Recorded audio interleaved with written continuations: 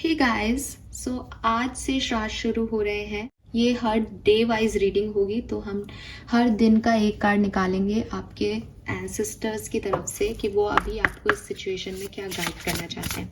So let's see first day श्राद्ध के आपके लिए आपके एंसेस्टर्स, आपके पूर्वज, जो लोग अभी आपकी दुनिया में नहीं है लेकिन आपके लिए खास रहे हैं, उनकी तरफ से क्या गाइडेंस है। ऑलराइट, सो हम एक ही कार्ड लेते हैं, लेकिन यहाँ पे दो कार्ड आ गए तो मैं दोनों लूँगी आपके लिए। नंबर 22 और नंबर 13, डबल 4 की ऊर्जा है। 13 नंबर और 22, तो ये नंबर्स आपके लिए बहुत खास हो सकते हैं किसी भी तरीके से। We have memento mori, the meaning is in the middle and rebirth. It's time to leave the old behind. So आपके जो एंसेस्टर्स हैं, जो आपके पूर्वज हैं, वो बेसिकली आपको कह रहे हैं कि आप शायद बहुत ज़्यादा पास्ट के बारे में सोचते हो। पास्ट सिचुएशन में क्या हुआ, पास्ट में क्या हुआ, शायद आप उन्हीं को मिस कर रहे हैं। शायद मैं किसी ऐसे व्यक्ति कोई ऐसा व्यक्ति यहाँ सुन रहा है जो अपने एंसेस्टर्स, अपने पूर्वज से बहुत खासली अटैच्ड है और उन्हीं के बारे में सोच रहा है।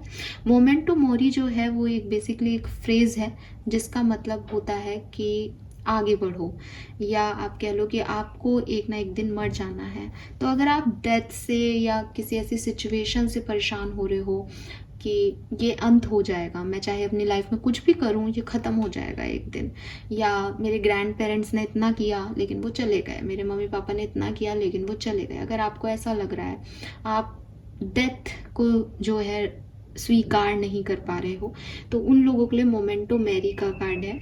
ये आपके जो एंसेस्टर्स हैं वो बेसिकली आपको यही कह रहे हैं कि लाइफ एंड डेथ ये ही सच है ज़िंदगी का, और लाइफ से लेकर के और डेथ के बीच जो आप जीते हो वो इम्पॉर्टेंट है।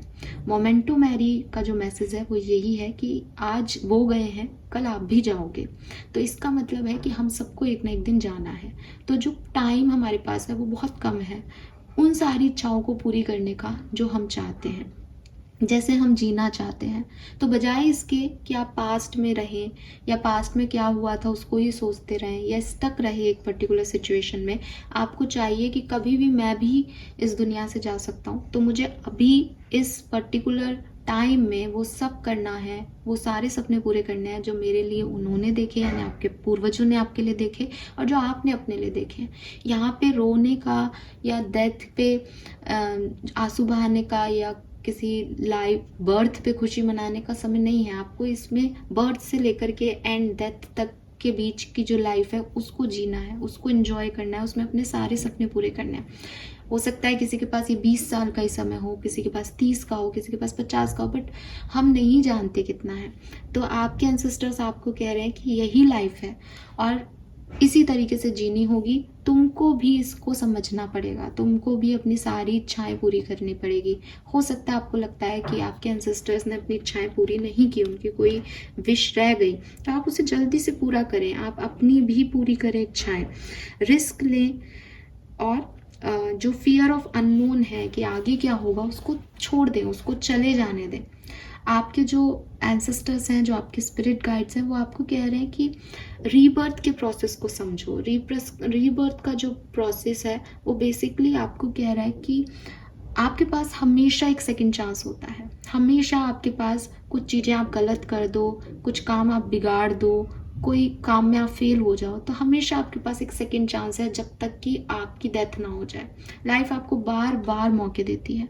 जो लोग आपको ये कहते हैं कि ये तेरा लास्ट आखिरी मौका है, ऐसा आखिरी मौका कुछ नहीं है। जब तक लाइफ है, जब तक बर्थ से लेकर के डेथ तक का जो पीरियड है जिसे हम लाइफ कह रहे हैं, प्रेजेंट कह रहे हैं, जब तक वो है तब तक आपको दोबारा मौके दिए जाएंगे।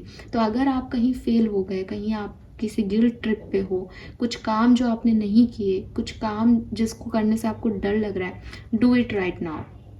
आपके एंसेस्टर्स कह रहे हैं कि आप वो करें, पैशन के साथ करें, नए इंस्पिरेशन के साथ करें, पॉसिबिलिटीज़ देखने की कोशिश करें, डरे नहीं, ठीक है?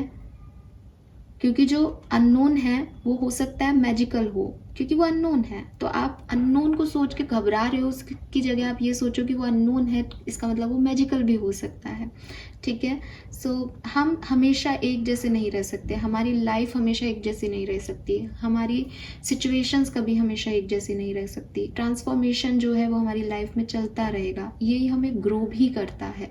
तो यूनिवर्स और आपके एंसेस्टर्स आपको यही कह रहे हैं कि यहाँ पे एक अच्छे ट्रांसफॉर्मेशन और पॉसिबिलिटीज़ की जो है ज़रूरत है आपकी तरफ से, कि आप आगे आएँ, ट्रांसफॉर्म करें खुद को, पॉसिबिलिटीज़ को देखें एंड कंफर्ट ढूंढने की कोशिश करें इस अनकंफर्टेबल सिचुएशन में। हो सकता है अभी आप इससे अनफेमिलियर हैं, इसलिए आपको अच्छा नहीं लग रहा है ये सिचुएशन, लेकिन आपके एंसेस्टर्स चाहते हैं कि आप पास्ट को छोड़ें पीछे। ये कोई और सिचुएशन भी हो सकती है, ज़रूरी नहीं है कि उनकी डेथ के रिगार्डिंग ही आप ये वीडियो देख रहे हैं। आप जो भी पास्ट सिचुएशन है जहाँ आप फेल हुए, जो आपसे नहीं काम हुए, उनको छोड़ो और नए तरीके से शुरुआत करो चीज़ों की। ठीक है, बिकॉज यही टाइम है इसको करने का।